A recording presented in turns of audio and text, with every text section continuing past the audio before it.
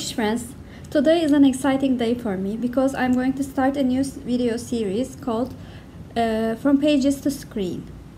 And in this series I will do an analysis of book to movie or book to TV series adaptations. Since it's still Austen August, I wanted to compare the adaptations of Persuasion, which is my favorite Jane Austen novel. Persuasion is the last completed novel of Jane Austen. It is as I've said before, it is my favorite, and it tells the second chance love story of Anne Elliot and Captain Wentworth. After Anne is persuaded by Lady Russell to reject Captain Wentworth's marriage proposal, she regrets her decision and tries to forget Captain Wentworth, but she cannot. And then after 8 years, Captain Wentworth comes to the town where Anne lives, and their story then continues on from there. According to IMDb, there are 4 adaptations. There is a 1964 episode TV series adaptation which is originated in the UK. I'm not sure, it might be a BBC adaptation, but it is lost, so it's impossible to reach it. It starred Daphne Anderson and Paul Denman, but it is impossible to reach that adaptation, as I've said before. The second adaptation that I know of was produced in 1971. It is a 5-episode BBC TV series adaptation. It stars Anne Furbank and Brian Marshall as our main couple.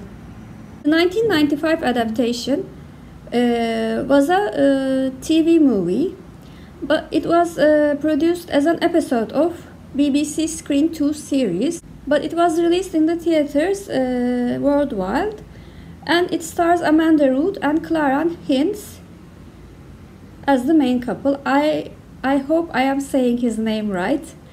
If I'm saying it wrong, I'm sorry. The last adaptation was made in 2007. It was a TV movie as well. It starred Sally Hawkins and Rupert Penry-Jones as our main couple. I will compare, of course, the available 3 adaptations. My method will be to give 3 grades, plus for good, check for passable, and minus for not good. I will compare these 3 adaptations according to 4 criteria. The first 2 criteria are a bit more objective, and the second 2 criteria are based on my thoughts and opinions. It's more subjective.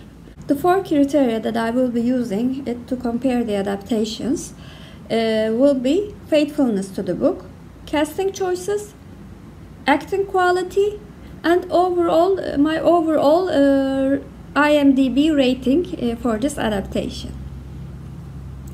The first criteria is faithfulness to the book. The 1971 TV series is the most faithful adaptation of the book, but it has the advantage of being a TV series, so it does not cut anything from the book.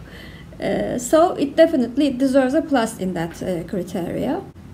The 1995 TV movie adaptation is mostly faithful to the book, but it has to eliminate some sections to make it a TV movie. But I think the sections they eliminated were not critical to the story, and all the critical parts were kept in the story. Therefore, I will give it a plus as well. The 2027 movie adaptation, on the other hand, is not a bad adaptation, but it takes some liberties, especially at the end, to make it more appealable to the modern viewer. I did not mind about those changes, but to be objective, I gave this check for passable. The second criteria is the casting choices. The actor and actress playing the main couple in the 1971 version are older than their characters in the book, but since Anne and Frederick are the mature couple of Jane Austen, I did not feel like it did not fit the adaptation, so I gave it a check as for possible.